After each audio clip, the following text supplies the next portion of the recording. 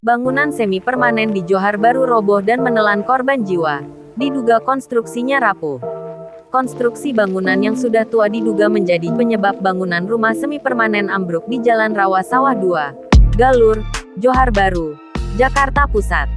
Perwira Piket Suku Dinas Penanggulangan Kebakaran dan Penyelamatan, Sudin Gulkarmat, Jakarta Pusat, Unggul Wibowo di lokasi, Kamis tanggal 28 Juli tahun 2022, menyebutkan, kejadian ini kemungkinan bangunan tingkat 2 ini ambruk tidak kuat. Unggul mengatakan, akibat peristiwa tersebut, seorang wanita tewas dan 2 korban lainnya terluka. 2 korban yang alami luka ringan dan selamat langsung dievakuasi ke rumah sakit terdekat. Sementara, 1 korban ditemukan dalam keadaan meninggal dunia karena tertimpa reruntuhan bangunan roboh. Disebutkan bahwa evakuasi bangunan roboh sudah berjalan sejak pukul 16.35 waktu Indonesia Barat.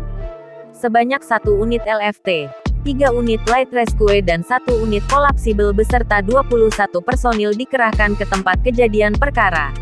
Petugas PLN juga sudah mematikan aliran listrik untuk mencegah terjadi kebakaran akibat insiden tersebut. Melansir warkotalive.com, di lokasi sekira pukul 19 waktu Indonesia Barat, petugas Sudin Gulkarmat Jakarta Pusat, Basarnas, PMI, dan BPBD DKI Jakarta berupaya mengevakuasi reruntuhan bangunan tersebut.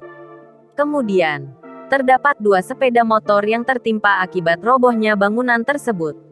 Tiang listrik di sekitar bangunan juga ikut tertimpa, mengakibatkan listrik padam di kawasan Galur.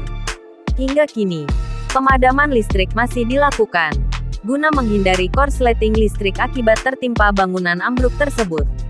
Kemudian, Unggul menjelaskan sampai saat ini masih lakukan evakuasi barang yang bisa diselamatkan. Jangan lupa subscribe, share, komen, dan like ya!